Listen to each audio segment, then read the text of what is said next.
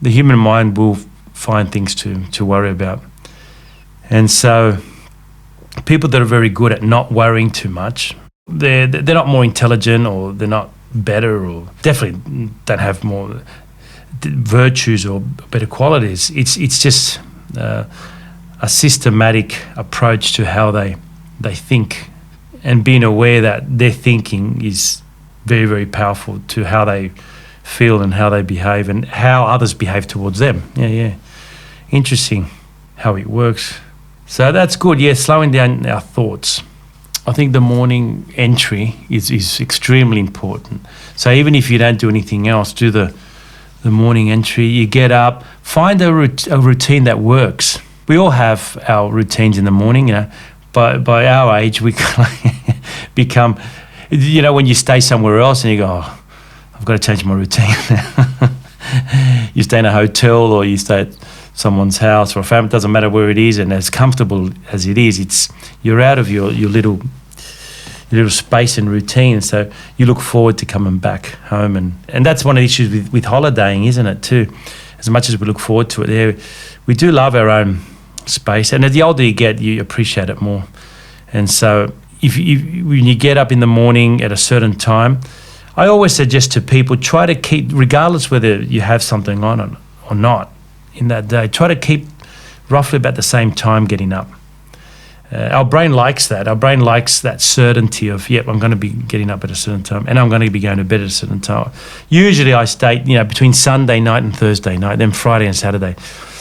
You can give a bit more flexibility, of course, and things happen in between, of course, that we need to change. That's fine. But as a general rule, Sunday to Thursday, certain time in bed.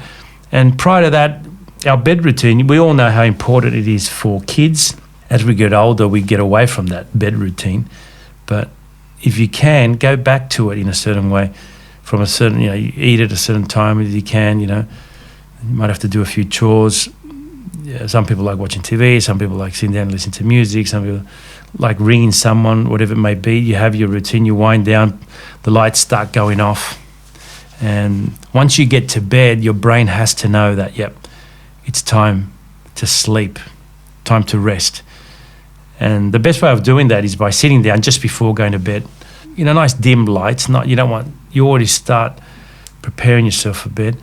A lamp or something, getting your journal out and just saying, okay. And the first thing you might write is, again, a bit of a reflection. And then some of the chores that you've got for tomorrow.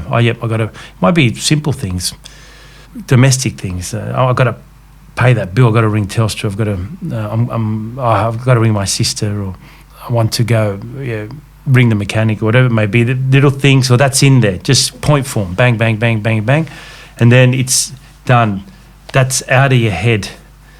And because you're going to open up in the morning, things are going to get done. And so your brain likes that, the fact that you've got a way of providing certainty. Our brain needs certainty. That's why we invent a lot of things in life that we believe gives us certainty. And sometimes they're not necessarily true, but if it gives us a certain certainty, then it works for us. And that's why there's so many different ideologies, different religions, different political views, different ways of seeing the world, because if it works for that person, then it gives us certainty.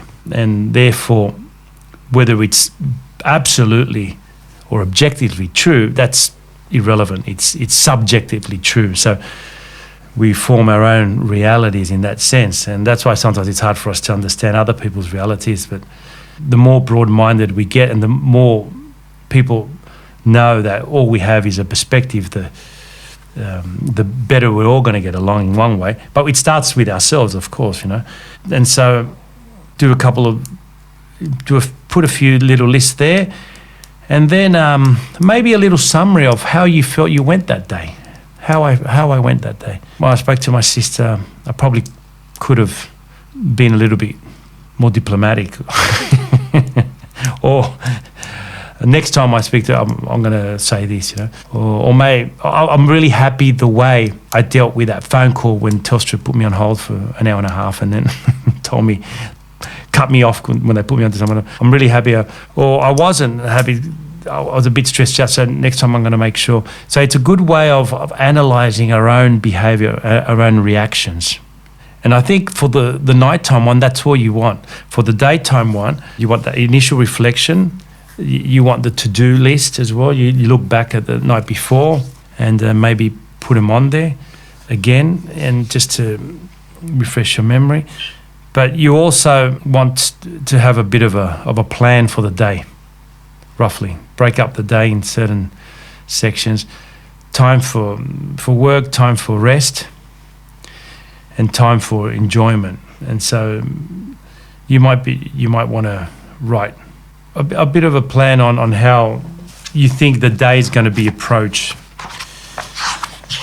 So basically, you've got that reflection. So with the reflection, see, I might write something like, it might be a reflection on the world. For example, it might be a motivational thing, saying for yourself, today, I'm gonna be positive. It's raining, it is cold, but I'm not gonna allow that to affect me. Or it might be on the state of the world. It might be something to do with the current issues that are affecting the world, and might say, look, I'm aware that some people believe this or this and that, but I'm gonna take this approach. Or it might be regards to finances or whatever it may be. So a bit of a reflection to get your philosophical mind going. And you've got the to-do list from last night, and something else will come up for sure by the time you wake up. So there's two there. And then the third one is how we're feeling. So that's why the morning journal is so important. You're writing down how you're feeling, and that's where the money is, as I say. That's where the gold is. And I like putting, so for example, this is one that I did the other day. So I put like my to-do. I just put do, reflection. Could be the other way around. Usually start with a reflection, like I said, but that day, obviously, I had something in mind, and I had to make sure I didn't want to forget it, so I just did it the other way around. So as I said, there's no rule to it, like just a bit of a guide. Then I put feeling, and see, it's underlined, so I can go to it straight up and go, okay, these are my feeling statements. And it's always good to start with a question. Question yourself. Am I feeling today? And you got to answer that. And then it doesn't need to be an essay. It can be 4 words. I'm feeling great. That's 3 words, but I am feeling great is 4. Why? And you can write down the question, why? Well, I feel that today it's going to be warm and I'll be able to go to the beach or whatever it may be. Or, I'm seeing my grandchildren, or there might be something that, I had a great night's sleep.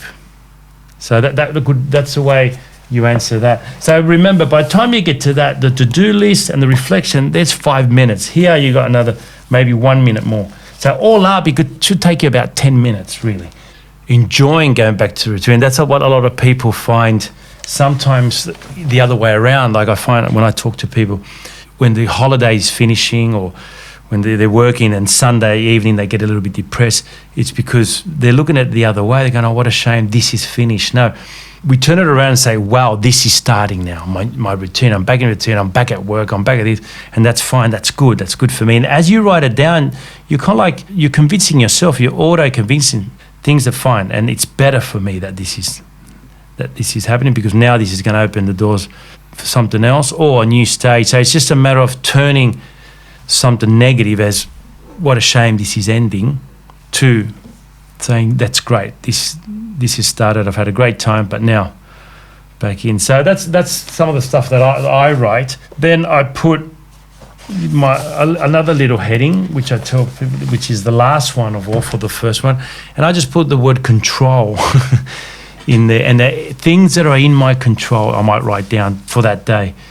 because if you have control over your thoughts, then and you have control over your feelings. But I actually wrote the word chunks, because it's good to have to, if you want to control the way you think, you've got to break it up in chunks.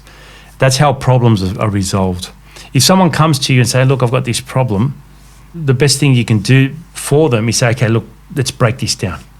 Okay, this is the general problem. Okay, let's break this down and say, let's work on this little part first. Your son might come out and go, look, Mum, I've had a fight with my wife and she wants a divorce or whatever it may be, something quite significant. Okay, let's break this down. Okay, this is what she's feeling. Okay, what happened from this point of view? What are you going to do? What's the first step that we're going to look at to see? And it might be about communication, might be about something else that has arisen. So we do that for ourselves as well. So I write that there. I just write the word control and chunks, and then I say, okay, today I've got to deal with this issue. So my professional things are different, like when I see patients. So I work on that on the job, so I don't ever write anything about that. I will write only about things in my own private life. So I've got control over this and this today. I don't have control over this. I might not have control over whether someone actually likes what I'm doing, or whether this person writes back to me or texts me back, or whether I do end up being picked for the footy team or not, but I'm going to concentrate on this. I'm going to go to training and today and whatever it may be. So that's a little one that you might not write much to start off with, but it'll definitely get your mind focused on, one, on the things that are in your control and the things that aren't, and two, on breaking things up in little chunks. So I would write the word control, or even if you want to write a sentence, there's certain things I can control. And then you find one of the issues for that day and then break it up in little chunks.